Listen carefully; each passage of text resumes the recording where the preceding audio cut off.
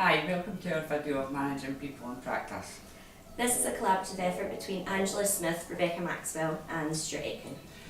This video will be an interview with John Burt from CLD and will explore the themes of planning and leading. My name is John Burt. I work for CLD Service for Falkirk Council. If I was being particularly honest, they're asked how much that actually gets taken on board by senior management.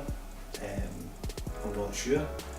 I know there's a lot of ideas that do get taken on board, but I think it's a mixture of they'll pick and choose what it is they will use and disregard. I've always been a democratic kind of leader.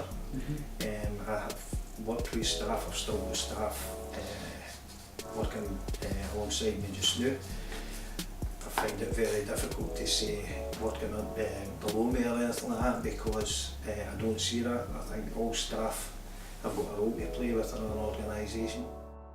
As we can see, John's management to his employees is Theory Y, but can experience other managers using Theory X.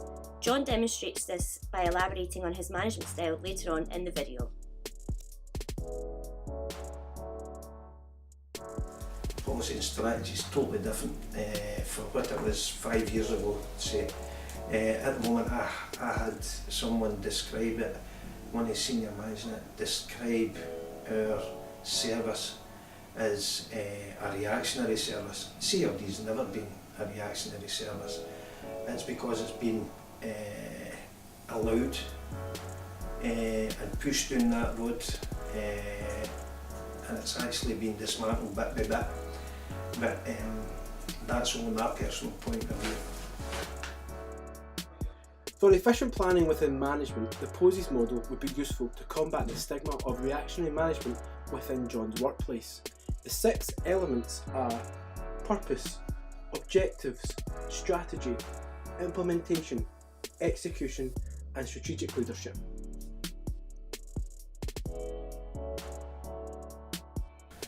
Like I said before, it's my management style.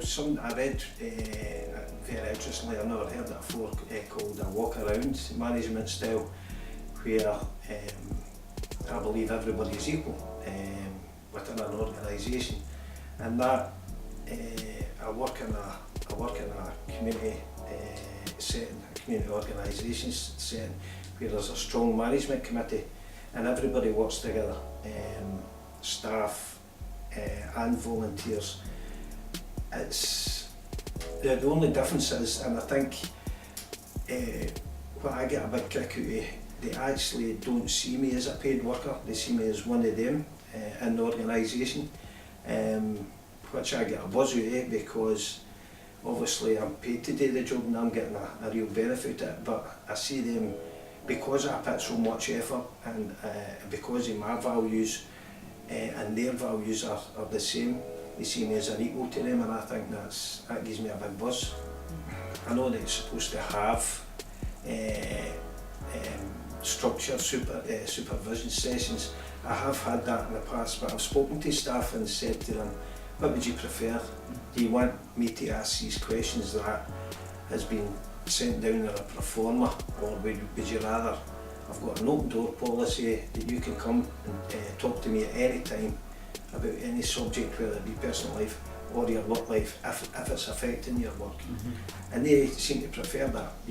Some of the questions in the pro forma, I don't think were really relevant. Staff didn't think that either. Within staff development, standard forms of supervision can include regular meetings and yearly appraisals, but John uses an innovative alternative by asking his staff what they prefer. My influence, I wouldn't like to. Power is something that I don't handle. I don't handle that concept very easily because I know that influence is a big thing, because how you work with people, volunteers and that, you've got a big influence in people's lives. staff as well, and it's great to keep them motivated. How I do it is being open and honest. Everything that I learned in college and university, I put into practice. There people went away and researched that, but I think what's important as well, you've really got to have an empathy for the job that you're doing. You've got to have an empathy for the people that you're working with. You've got to be, what the values about trust, honesty. If you've not got that, you'll never build relationships, and that's how I work, and that's across the board with staff and volunteers. John acknowledges he shies away from power. However, if he uses Friedler's contingency model, this would help his management style to be more effective. The way I do it is, any successes that we have, I always ensure that the right people get the plaudits for it. Because as I say, I'm lucky to get paid for the work I do, and I really enjoy it. But the community organisations that I work with and the staff, especially community organisations, they're the people that come along, give their time free for the love of the community and want to see things happening in the community. Successes myself, I know when I've been there, I've actually been at a job now for about 14 years, and they give me, I've had people coming up saying, you've changed my life, you've given me self-confidence, and things like that, and the buzz that you get out of that, I don't need somebody that sits behind a desk in an office up there, praise me or that for my work. If I get it for the community, I know I'm doing my job right. As mentioned, John uses Herzberg's motivation theory. Within his own motivation, he uses hygiene factors such as salary. However, he identifies that his staff and volunteers prefer motivational factors such as job satisfaction and praise for a job well done. Very important, and I think at the moment, I think that's part of the problem within the CLD structure within my organisation. In my opinion, I think there's a lack of honest the direction of it's actually very plain to see how the service is getting dismantled just now. And I didn't mean to seem to be negative, but as I say, I'm always honest about what I say. But I think I always communicate well with everybody, with who I work with, staff and volunteers. As I say, honesty, you've got to be honest with people, and I think at the moment we're getting what management wants to hear. That's me getting communications. But what they're doing is actually they're undermining what's going on. They want to keep things, they want to keep people motivated, but the lack of information and the lack of honesty, I think, actually the opposite's happening. It's undermining and devaluing your service and demotivating people. John recognises there are communication problems with upper level management. We can see he does use some of the advice seen on screen from Huntsman. This will help minimise barriers to communication with the staff he manages.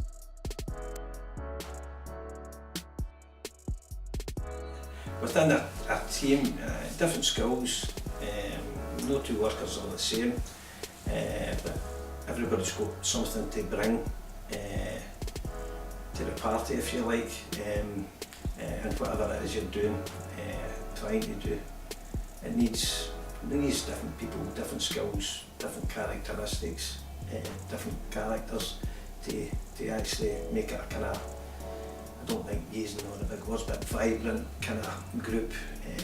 If you've got everybody the same, it's only going to be kind of robotic. You must do this sort of thing, like, you know. As mentioned, John utilises some of the points on screen and maximises on people's strengths and traits.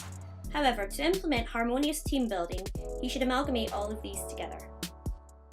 Throughout the video, we have seen the values of CLD closely linked to John's management. Within self-determination, John links this with staff development. Within inclusion, this is elaborated in decision making.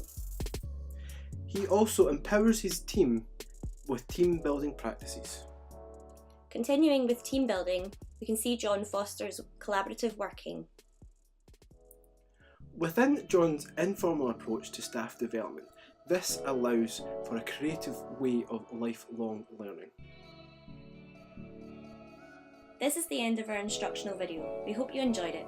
If you wish to do further reading, here are some references that we used.